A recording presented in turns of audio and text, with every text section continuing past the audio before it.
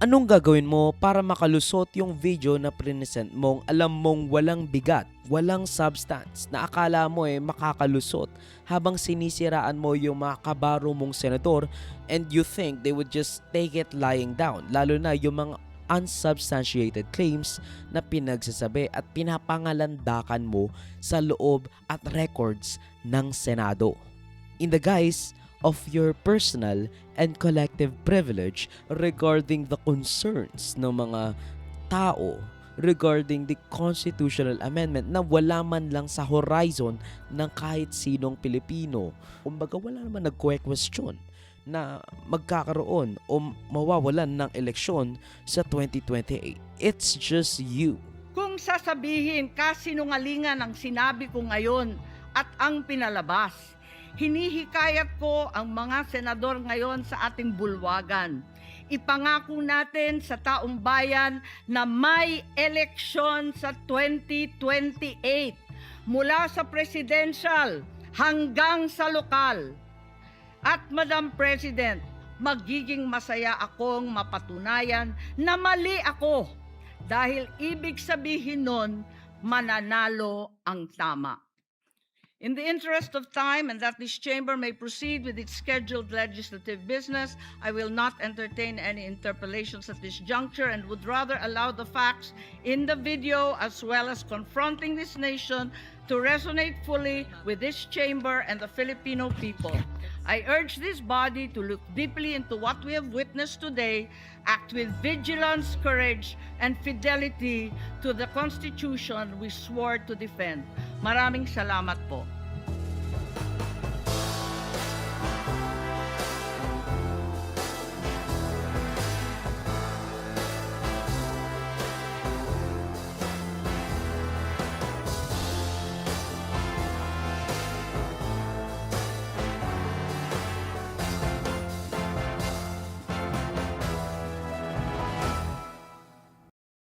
Nagpasabog si Manang Amy Marcos nang sa kanyang privilege speech may ipinalay siyang video ukol sa sinasabi niyang conspiracy ng mga minority centers sa isang chacha o constitutional amendment.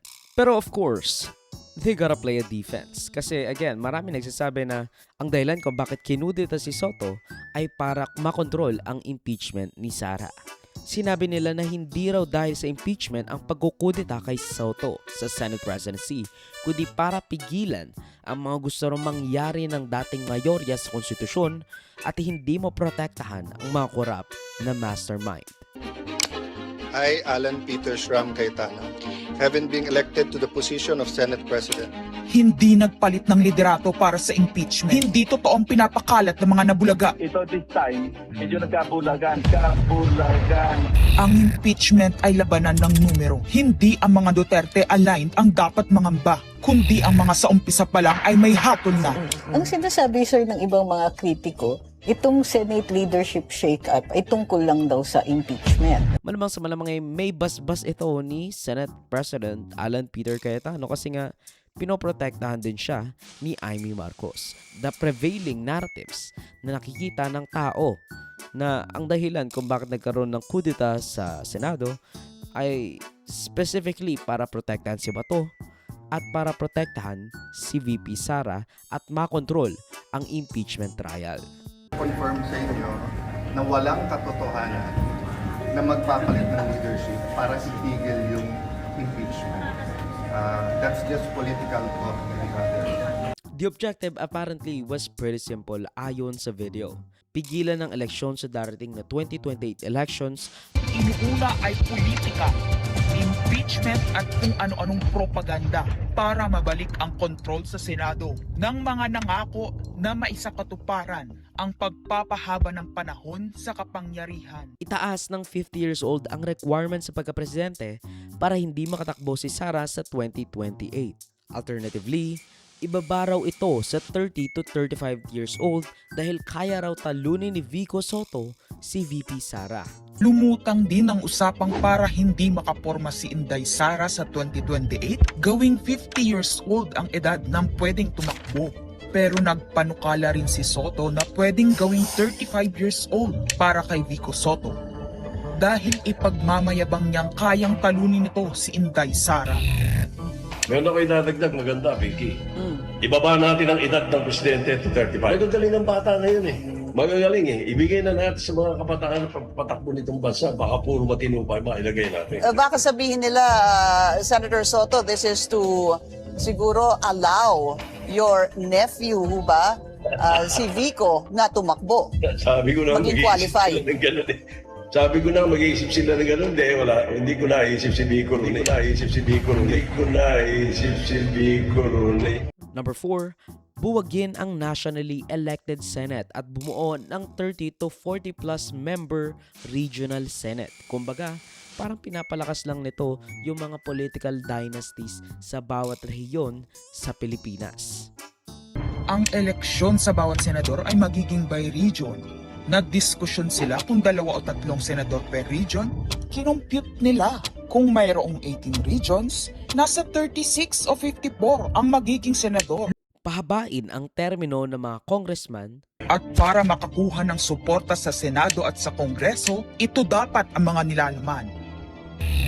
Dapat ma-extend ang termino ng mga senador at congressmen na mawawala na sa pwesto by 2028. Nagkita raw kasi sina then Senate President Tito Soto at Speaker Bogie D. sa Soler para pag-usapan yung mga plano ng crony ni Bogie D.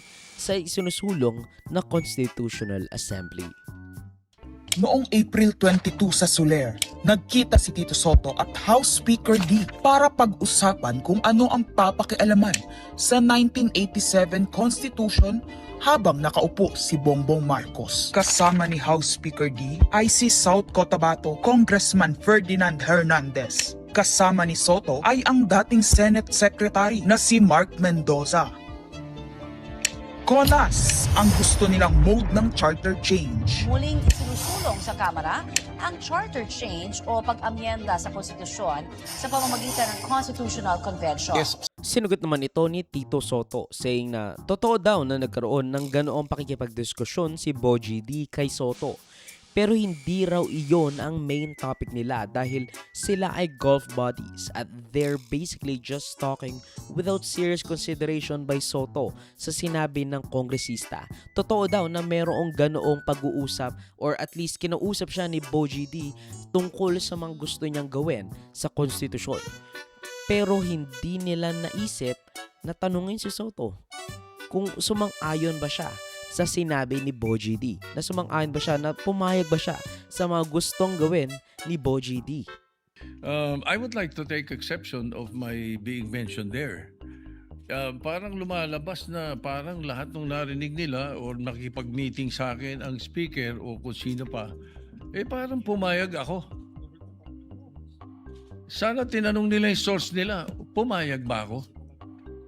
Yung mga binabanggit na idea, I did not even mention it to any member of the Senate. Tungkol doon sa mga ideas of, let's say, a regional Senate and all that. Ito mga idea ng mga tao to eh. Di ba? Kung nakikinig ka, narinig mo yung idea, ikaw ba'y sumang-ayon na? Dahil narinig mo? Or, hindi ko sinasabing hindi nangyari. Nangyari. Yung nag-usap kami, nakita kami. As a matter of fact, you will not be surprised. You should not be surprised if I often see Bogie D. Because Bogie D is my golf mate. Ang mga golfing friends namin, every now and then, nagkaka-dinner kami. And during that time, na pinag-uusapan nila yung na binabanggit na nag-meeting daw kami dahil sa chacha. Parang ganun ang dating eh. That's not true. Ang talagang topic namin was the new TW777 of Honma Meres. It's a new set of clubs that Speaker Bogie was telling me that he wanted to buy and asked me if I've tried it already. Sinabi nga ni Soto na napadaan pa nga si Lacson doon dahil nagkamali ng pagbukas ng pinto. To which, Soto asked Lacson kung gaano ba karami ang mga kwarto sa ginagawang Senate building in a joking manner kasi nga gusto ni Bogie D na maging regional ang Senado at dumami yung mga senador sa bawat probinsya. Senator Lacson was there. He dropped by because he had the board meeting At tapos sabi ko, tama-tama, nagkamali siya ng pasok. Andun lang kami. Well, it's not a room. It's just the VIP area that's open, very open. Sabi ni Senator Lacson, anong ginagawa niyo rito? Nagkamali ako ng pasok. Hindi, sabi ko, nagkwentuhan lang kami. Sabi ko, at tinanong ko pa siya, ilan ba yung kwartong pinapagawa sa new Senate building? I even asked him that. Bakit? Sabi niya, why? Ito kang kako, yung mga congressmen gustong gawing regional. Gusto nilang gawing 36 ang mga senador. Sabi ko, tatanong ko kung kakasya ron. We were joking. So yung mga source na nakikinig ng mga kwento, parang they make it sound sinister. Mag-ingat po tayo sa mga ganong kwento.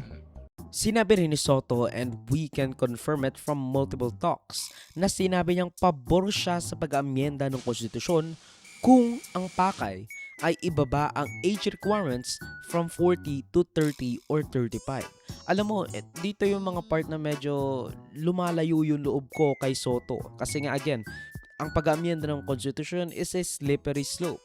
Lalo na at nung sinabi niya yung tungkol dun sa judicial overreach regarding Sara Duterte's impeachment. Talagang gusto niyang baguhin yung konstitusyon to serve the fact and make it clear kung ano nga ba ang ibig sabihin ng forthwith.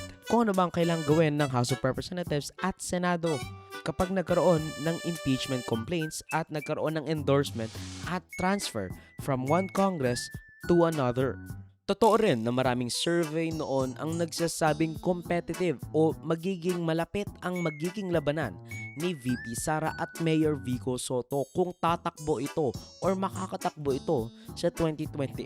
Kaya nga maraming DDS ang patuloy na nililink ang mga kakampings, dilawan at loyalista sa iisang team para siraan si Vico. Ang sinasabi nila ay Unipink, kain suka or some shit like that. Dahil sa mga survey, mukhang may tsansang matalo ni Vico si Sara.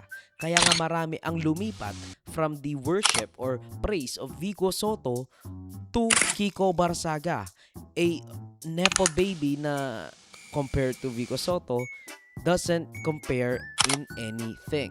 Where he cannot compete, where he cannot compare. Now dahil sa walang kakwenta-kwentang video ni Aimee, make Zubiri push to strike it off the record kasi dapat nating tandaan na si Zubiri ang dating Senate President nung nagkaroon ng People's Initiative Chacha bago pa maglaban ng tahasan itong si Bongbong at VP Sara. Kinalaban niya si Romualdez sa Peking People's Initiative at yung mga fake signatures. So it is improper to even insinuate na kasama siya sa grupo ng senador that are apparently pushing for a constitutional amendment. He risked his position as Senate President para harangin ang chacha ni Romualdez. Tapos ngayon, ilalump-in mo siya sa mga tao ni Romualdez that apparently wants to change the Constitution. Madam President, the point of order. Under Section 93, 94, 95 on Unparliamentary Acts and Language, I just want to point out that the video that the lady senator presented was obviously opinionated, a propaganda tool, right?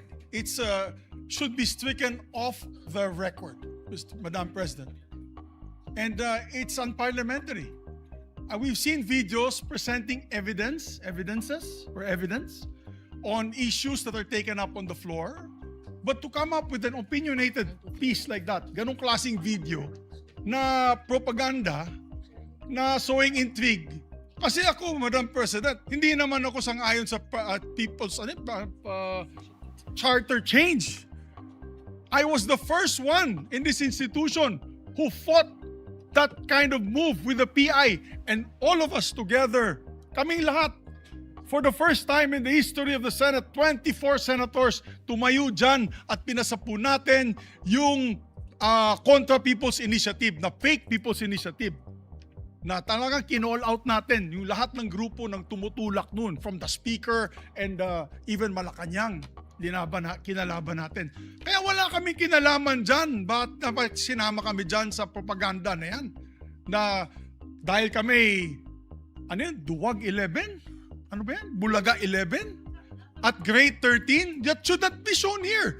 Because what will stop us now, Madam President, for that lady senator, that we come up also with a propaganda video here, papalabas din namin, yung mga sala nila. Oo, kung ano-ano, hindi naman kami ganyan. No? To gain traction, to gain views and publicity, will destroy our fellow colleagues here. Walang ganyanan. Ako, hindi ako nagagalit. Kilala niyo ako. Ako pinaka-amiable dito. Mahal ko kayo lahat. Pero hindi tama yung pangyayaring iyon. Hindi ba? Kung galit po kayo, magsalita po siya dyan, magalit siya sa gobyerno niya. Magalit siya sa kapatid niya. Murahin niya kapatid niya. Inday-badiday na ba tayo dito sa Senado? Kaya nga sinasabi, we're a circus. I apologize to those who are watching. They think we're a circus. We are a circus because this type of language that we are pushing in this August chamber, it's unparliamentary, Madam President. It is unparliamentary. And I'll tell you now, these people here, ladies and gentlemen, in this body are not in favor of any amendments to the Constitution. We just want to bring back the integrity of this same chamber. Cannot we discuss that as a group, as a body, that we fight for our integrity, for the good name to be brought back, for people like Jokno, people like Tanyada, people like Aquino, people like Salonga, even Frank Drilon, people like Miriam Defensor Santiago, Joker Arroyo, who stood here for what was the best times of our institution. Have we forgotten that and we've made it already like a circus? Madam Chair, I do not agree. Because I'm not Macamarcos. I'm not, so when you come up with a propaganda tool like that, hitting all of us, it makes us look that we are, nasa panig po kami ng mali at nasa panig po kami ng mga demonyo. May panindigan po kami lahat dito, Madam President. So therefore, you can see my passion on this. I move to strike the horrible propaganda video off the records of this great institution, Madam President. Talagang nakakaya itong video na piniresent ni Amy Marcos over some stupid fake news shit that I wouldn't be surprised kung mapuno ang salop ni Loren Legarda at bumalik siya sa kanila Soto to push for Gatchalian as Senate President, lalo na at sa ginawa ni Amy Marcos sa nangyaring putukan sa Senado. At mahigit sa lahat, the fact na ang mga kasama niya sa majority, maraming kaso o at the very least, maraming alegasyon ng korupsyon. Does she really want to be with that company? Nang marami pang senador ang pumalag sa video denouncing it as hausyaw o puro fake news lang ayon kay Tulfo, Pangilinan, Risa Ontiveros at Bam Aquino. So, I guess we could do some supercut ng kanilang mga rason kung bakit sila nagsisecond ng motion ni Mig Zubiri. Mabuti po sana kung facts-based po yung mga iprinisit na kanina. Haka-haka lamang po. Akala ko nga po, fake news yung pinapanood ko, which I believe is fake news, which I believe is just an opinion, an idea of one person or one group, Madam President. I think, so I therefore seconded the motion that that video recording be stricken off the records of the Senate. Thank you, Madam President. Fake news has no place in this plenary hall, Mr. President. And I say this by presenting the facts, Mr. President. This representation was chairman of the Constitutional Amendments Committee from August 12 until May 11. And the records will speak for itself. Sabi nga nila, we should seek the truth from the facts and not from disinformation video propaganda. What are the facts? From August 12 until May 11, Mr. President, the Committee on Constitutional Amendments never held hearings on constitutional change. That in itself is proof, Mr. President, that this haka-haka, this conspiracy to commit or to amend the Constitution for whatever reason, self-serving, term extension, NOEL, etc. These are lies, Mr. President. at least in this plenary hall and in this chamber, the Senate did not entertain charter change under my watch as chairman of the Committee on Constitutional Amendments. Meron bang nakafile na Chacha o CONAS o CONCON ngayon in the 20th Congress? Palagi ko wala. Sabi po ni Senator Pangilinan, wala man silang napakinggan. Any motion, any bill on charter change, wala po. So kung sasabihin niyo po sa amin, ang rason kung bakit nagkaroon ng leadership change ay para pigilan ng isang CONAS o CONCON, ibig po sabihin yan, maraming naniwala sa fake news. Dahil hindi po totoo yan. Unang-una. Madam President, I support the motion of Senator Mig Zubiri to strike sa record yung video presentation ni Senator Amy Marcos. I've been in public service broadcasting sa media for almost 30 years now. First time na ako nakita ng How presentation. Ang nakakatawa lang ay yung video ni Amy Marcos na sinisisi yung staff niya dahil sabi raw nito, makakalusot ito at malamang makakakuha siya ng pa-viral internet points dahil sa kanyang katapangan kuno na maghasik ng baseless at walang kwentang video. Sabi mo, okay lang yung video. Sir Ford, the one who approved it is She just came on joking. Bloodthirsty woman from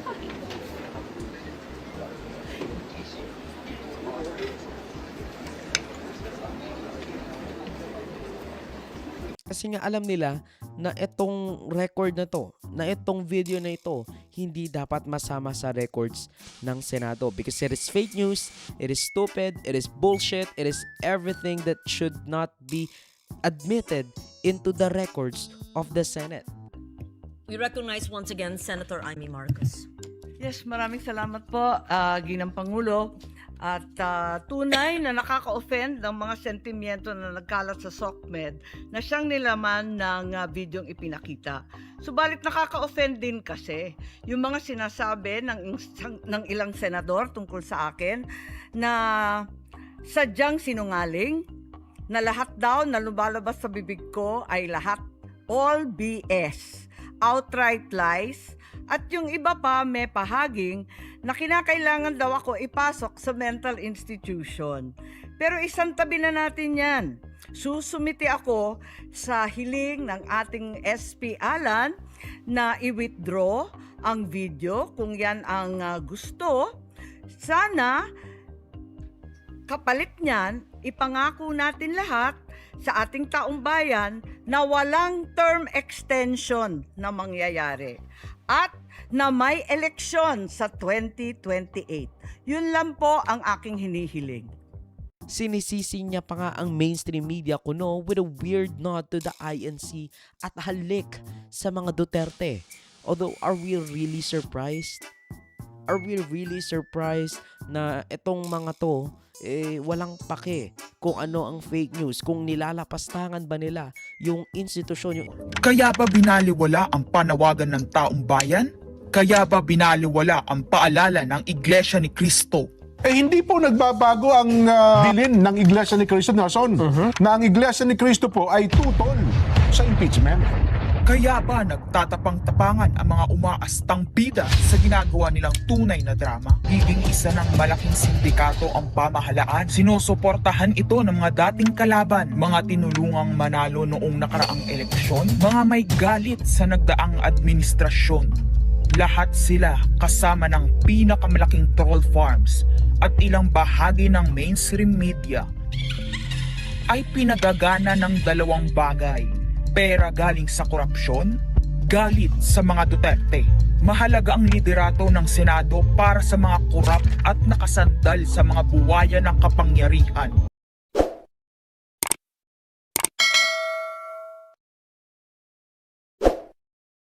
Ang video clip na ito ay galing sa aking series ng News and Worthy Recap.